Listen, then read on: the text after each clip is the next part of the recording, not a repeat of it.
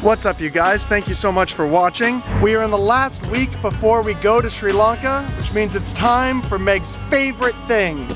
Make a to-do list.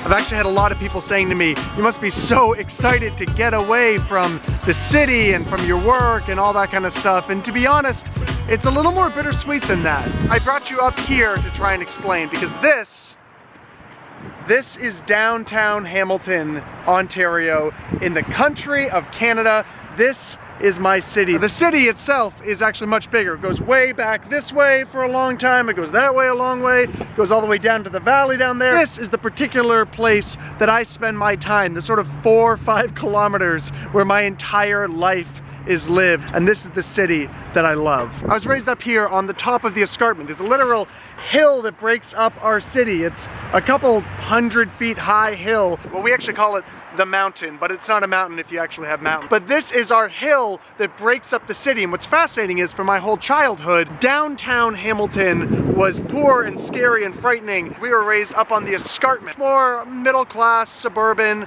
but when I was 16, I got a job at a day camp in a park called Beasley Park, right around here. I started working here when I was 16 and fell in love with this neighborhood, fell in love with this city, fell in love with the downtown of my city, and I knew very early on that we were called to do something here. And when a lot of my friends were off exploring and traveling and going to school in different places, I doubled down in Hamilton. Starting a church in downtown Hamilton was never a job for me. I was never sure if I'd even get paid to do this.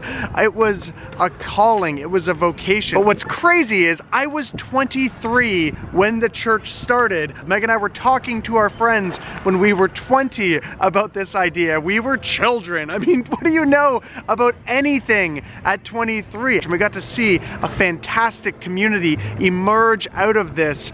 But this has been my baby for a long time. We've given, at this point, a decade of our lives to living, working, playing, praying in downtown Hamilton in places like Beasley, and I'm not necessarily thrilled about walking away from it. If I'm being totally honest, it kind of freaks me out.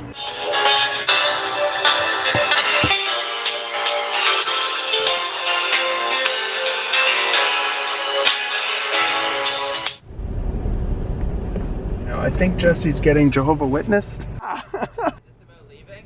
Yeah, but it's also about you leaving, I figured, since you're going to be vlogging while you're there. I am also leaving. Are you also going to be vlogging when you're there? Yeah, I'm going to do that. I don't even think we'll have internet. Yeah, I gotta figure that out. Apparently I'll need internet cafes to upload things, which kind of sounds fun. That's so funny. Internet cafes, in my mind, were such a short-lived phenomena. It just feels like the internet was invented, and then people didn't have it, so they're like, there's a business here, and then like a year later, it's like, all right, now all has... Wait, everybody has it now? They're like, oh, shoot.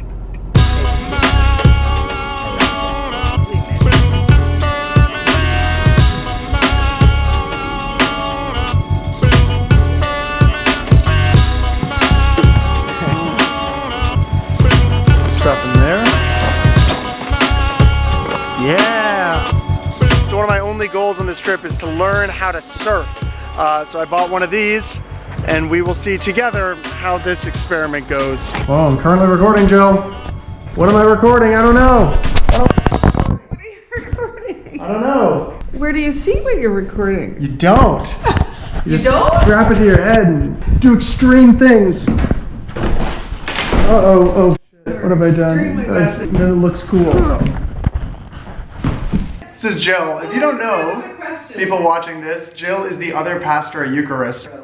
Jill just started in September and was a little upset when I said we'd be gone for probably 2 months in April. Often when church communities start, there are like a few key leaders that pull things together, but the hope of a church is that eventually it's something that's owned by everyone. One of the metaphors used again and again in the Bible is that the church is the body of Christ. It's like a group of people that make up a larger body. So actually, one of the best things about us leaving is that it gives the rest of our church a chance to be the body together. The church isn't a Sunday show or a sermon or a pastor or one particular voice, but a church is this whole gathered community learning to live like Jesus together in a particular place with these particular people. And so when I'm leaving, we're going to have space for all sorts of other people to jump in. We've got someone in our church beginning a pastoral care internship, and he's going to be doing pastoral care with people at this time that Megan and I are gone. Jill's going to jump in and do a bunch of stuff. We've got some friends from other communities coming. We have these 8 small groups that meet across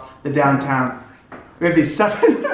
As soon as Jill came on, I just let go of a bunch of things mentally. And each one is going to anchor one of the services while I'm gone. And actually, I'm so excited for our church to have this time where there's a bit of a gap in terms of responsibilities and time, and to see how together the parts of this body pick it up. There's a great example of this week. At the end of the service, I was giving the benediction. May the Lord bless you and keep you. May the Lord make his face to shine upon you and be gracious to you. I was like a third of the way through this pretty short prayer, and I just like blanked mentally. I just stared around at 100 and something people looking back. And it was so beautiful because the whole church, when I blanked, just started reading through it themselves, praying this benediction blessing on everybody else there. It was really nice. And I just put down the mic, and everyone else blessed one another and blessed me. I think in that moment I was realizing we're gonna be just fine while Megan and I walk away for a season.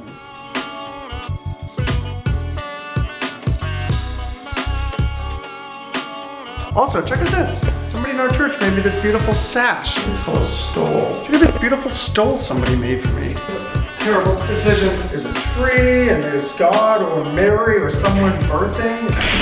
Meredith is not impressed with my stole. I'm very impressed. Just said she's gonna get a dog. Dog will give the neighbor away. No, you're not. What else do you expect? You just come home and there's a dog. What's this? It's our dog now. His name is Tangerine. He sleeps in Clementine's crib. Vlog cameo! Gus, make your vlog debut! We're not going to Sri Lanka, we're just gonna stay with you. Tim honon inneva. Tim honin inneva. Kohomada. Kohomada. Kohomada. Kohomada Cool. honon inneva. And in Sinhala, this would be Ricky Kohomada. Ricky. Ayubowan. Be greeted with Ayubowan by people in touristy places such as Hotel Star.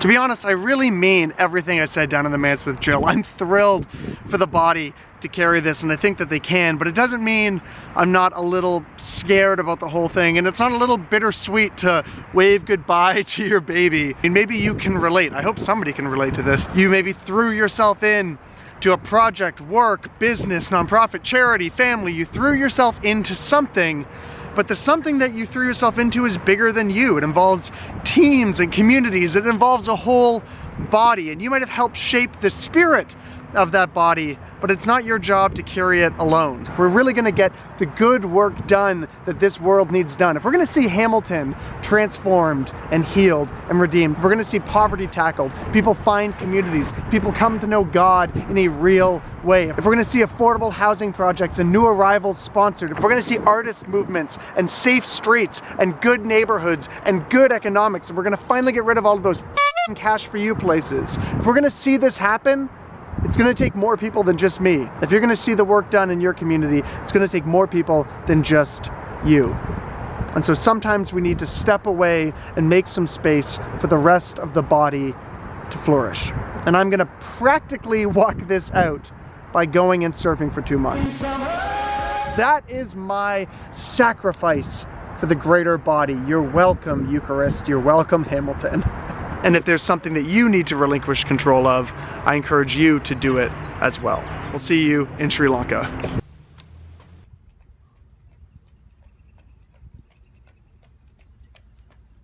I'm also running every day.